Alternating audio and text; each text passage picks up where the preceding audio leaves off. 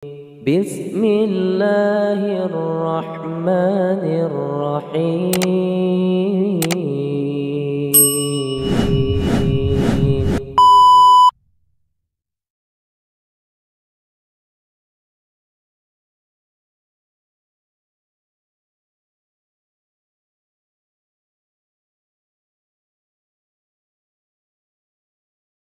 Kalau kita menyimak video dari Ustadz Adi Hidayat ini kaum muslimin, ya, sangat jelas bahwa Ustadz Adi Hidayat menegaskan bahwa dirinya ini nggak bersalah sama sekali. Bahkan menganalogikan kisah yang sekarang ini dia alami, ya, bagaikan kisah Nabi Muhammad SAW dan Aisyah radhiyallahu taala anha yang difitnah oleh orang-orang kafir, oleh orang-orang munafik. Dan dia memposisikan dirinya bagaikan Aisyah dan Rasulullah SAW, dan orang-orang yang mengkritik itu bagaikan orang-orang yang memfitnah Nabi Muhammad SAW dan Aisyah radhiyallahu taala anha. Dan secara tidak langsung juga, ya, beliau itu mengatakan orang-orang yang mengkritik beliau itu seperti setan. Karena apa? Karena mereka hanya menyebarkan fitnah, menyebarkan hoax, ya, membuat framing yang buruk tentang seseorang. Yang mereka framing, yang mereka sebarkan video itu, ya, katanya tidak tahu siapa orangnya, kapan kejadiannya, apa masalahnya. Kok bisa Ustadz Adi Hidayat mengatakan seperti itu ya? Padahal jelas-jelas video beliau kan diupload di YouTube, ya, full. Orang bisa melihat, bisa mengakses. Tahu siapa pelakunya, apa yang disampaikannya, kapan kejadiannya, itu kan jelas. Ya, kok bisa disebutkan nggak jelas? Hanya memframing, menyebar hoax. Orang bisa langsung rujuk ke video aslinya kok. Bisa. Ya, orang itu tahu bahwa orang yang dikritik Ustadz Adi Hidayat. Ya, dikritik karena apa? Karena mengatakan surat Yohanes 3:16 mirip dengan Maryam ayat 30:31, ya. Surat Matius 7 ayat 7 mirip dengan surat Al-Baqarah ayat 186, ya. Yang mengatakan Ustadz Adi Hidayat kepada siapa? Mahasiswi Kristen. Di mana menyampaikannya? Di acara apa? Itu kan jelas bisa langsung rujuk ke video aslinya. Jadi kalau mereka mau memframing apa? Hah? Apalagi sekedar tujuannya untuk cari AdSense, untuk cari viewer, untuk cari subscriber, untuk mencari kontroversi. Untuk apa? Ya, untuk apa? Dan lebih-lebih yang mengkritik beliau itu bukan hanya kalangan orang awam. Ya, ahli Al-Quran pun mengkritik, banyak asatidz yang mengkritik. Ya, dari mana sisi kemiripannya itu dari mana? Dari mana? Dan seandainya ustadz-ustadz yang mengkritik Ustadz Adi Hidayat disebutkan sekedar cari viewer, cari kontroversi, ya, cari AdSense, cari subscriber, naudzubillah min dalik, ya. Naudzubillah min dalik. Alangkah hinanya tujuan mereka mengkritik Ustadz Adi Hidayat kalau hanya sekedar untuk cari viewer, cari subscriber, cari AdSense, ya. Apalagi membuat kontroversi. Ya, naudzubillah min dalik. Naudzubillah min dalik. Sebenarnya mereka mengkritik itu ya karena sayang. Ya, karena sayang dan juga menjaga syariat Islam.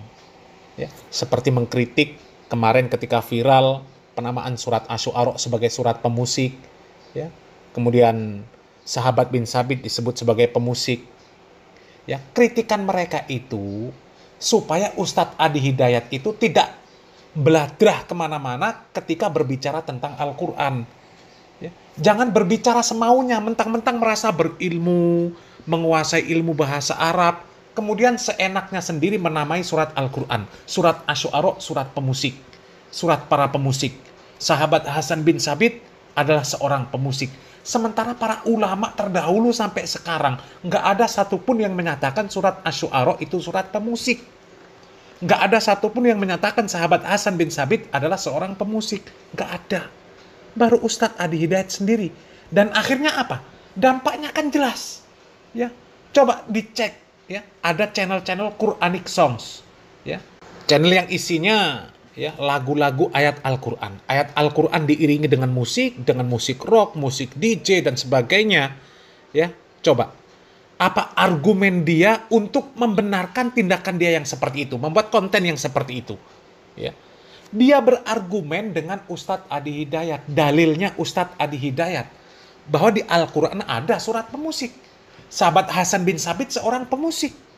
Ya. Dan musik itu ada yang wajib, ada yang mubah, ada yang sunnah, ada yang haram. Kalau musik isinya kebaikan, lirik-liriknya kebaikan, syair-syairnya syair kebaikan, ya, membawa orang untuk semangat beramal soleh, maka itu musik yang diperbolehkan, bahkan wajib.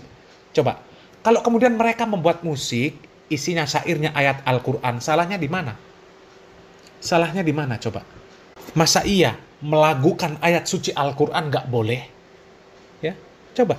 Dan sangat jelas, ya, argumen yang dia ungkapkan untuk membenarkan tindakan dia membuat channel Quranic Songs, membuat lagu-lagu ayat suci Al-Quran, adalah argumen dari Ustadz Adi Hidayat yang menyatakan surat Asy-Syu'ara, surat pemusik, sahabat Hasan bin Sabit adalah seorang pemusik. Akhirnya dia membuat musik yang isinya ayat Al-Quran. Dan karena apa? Dia berargumen dengan argumennya Ustadz Adi Hidayat tersebut. Karena Ustadz Adi Hidayat tidak pernah mengakui bahwa itu adalah kesalahan. Tidak pernah mengakui, tidak pernah mengklarifikasi bahwa ucapannya mengatakan surat Asy-Syu'ara, surat pemusik, sahabat Hasan bin Sabit adalah seorang pemusik, itu adalah sebuah kesalahan. Bahkan Ustadz Adi Hidayat justru semakin menguatkan bahwa surat Asy-Syu'ara itu surat pemusik. Sahabat Hasan bin Sabit adalah pemusik. Ya, dan musik itu sama dengan syair. Ya, berdasarkan ilmu kaidah sastra bahasa Arab, ya, musik itu sama dengan syair. Jadi tidak ada yang salah. Ya, coba. Akhirnya berdampak seperti itu. Ya, berdampak seperti itu. Kalau di Al-Quran ada surat pemusik, maka Al-Quran ini artinya boleh dipakaikan musik. Na'udzubillah min dalik. Ya. Tapi yang nggak tahu lagi kalau Ustadz Adi Hidayat menganggap bahwa itu sebuah kebaikan, ya, kreativitas. Ya, itu adalah musik yang memberikan penyemangat untuk beramal soleh, ya, wallahu a'lam bishawab. Begitu juga sebenarnya ya dengan polemik tentang Ustadz Adi Hidayat yang menyatakan mirip antara surat Maryam 30:31 dengan Yohanes 3:16, Matius 7 ayat 7 dengan surat Al-Baqarah 186, ya. Andai pun Ustadz Adi Hidayat tetap pada pendiriannya mengatakan surat itu mirip, sebenarnya juga nggak ada masalah. Ya, nggak ada masalah. Dalam artian, ya terserah beliau. Kalau memang beliau berpendirian bahwa ayat itu mirip. Ya. Akan tetapi kita menyatakan bahwa itu tidak mirip sama sekali. Justru sangat bertentangan. Yang satunya mengatakan anak Tuhan, yang satunya mengatakan bahwa Isa itu adalah hamba Allah, seorang nabi, bukan anak Tuhan. Sementara di ayat lain jelas, ya, Al-Quran mengatakan bahwa Allah Subhanahu wa Ta'ala suci dari sifat-sifat yang seperti itu. Ya, Tuhan tidak beranak dan juga tidak diperanakkan. Sehingga kalau dikatakan mirip, ya nggak akan mirip. Nggak mirip sama sekali. Justru malah bertentangan. Dan kalaupun ke depan nanti ada orang-orang yang memirip-miripkan ajaran Al-Quran dengan Injil, ya, maka itu Ustadz Adi Hidayat harus bertanggung jawab. Ya, karena apa? Ya mirip. Ya. Mereka menyembah Tuhan yang satu. Sama, mirip. Mirip dengan Islam. Mereka menyembah Roh Kudus, ya, kita menyembah Allah Subhanahu wa Ta'ala. Coba. Sama, mirip. Ajarannya mirip. Tuhannya sama-sama satu. Begitu juga dengan agama lain. Ya, ajarannya mirip. Beribadahnya sama siapa? Sama Tuhan. Akhirnya apa? Akhirnya nanti semua agama itu sama. Ya, ajarannya sama, mirip-mirip saja. Ya, Islam, Kristen, Hindu, Buddha, ya, Konghucu, ya mirip-mirip saja ajarannya dengan Islam. Coba, ya, kalau seperti itu apa nggak rusak agama Islam ini kaum muslimin? Ya, jadi sangat jelas di dalam video tersebut Ustadz Adi Hidayat, ya, memposisikan dirinya ini sebagai orang yang tidak pernah bersalah. Ya, kalau ada orang yang mengkritik beliau, artinya orang tersebut cari sensasi, cari viewer, cari subscriber, cari AdSense. Na'udzubillah min dalik, na'udzubillah min dalik, ya. Tapi nggak apa-apa kaum muslimin, ya. Yang seperti itu ya terserah beliau memiliki persepsi yang seperti itu, ya. Tapi yang jelas, ya, selama ada orang-orang yang menyebarkan kesesatan melalui media, menyebarkan syubhat, ya, maka tetap akan ada yang mengkritik, ya. Terlepas Yang dikritik terima atau tidak terima, silahkan. Mau mencari pembenaran, silahkan. Mau memframing bahwasannya dia adalah orang yang paling terzolimi, silahkan. Mau menuduh orang yang mengkritik hanya sekedar cari kontroversi, cari viewer, cari subscriber, cari AdSense, silahkan. Ya, kita nggak peduli. Yang jelas kita berusaha untuk beramar ma'ruf nahi mungkar.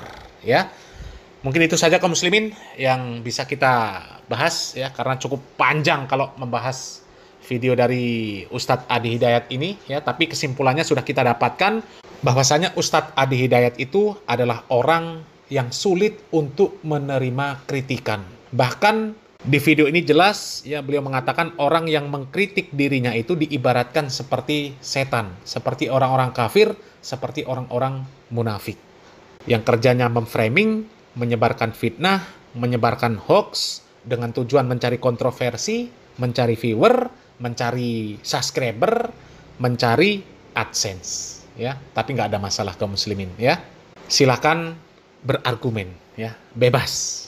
Tapi satu hal yang harus diketahui, ya, kalaupun nanti ke depan Ustadz Adi Hidayat menyampaikan kekeliruan lagi, tetap akan ada orang yang mengkritik beliau.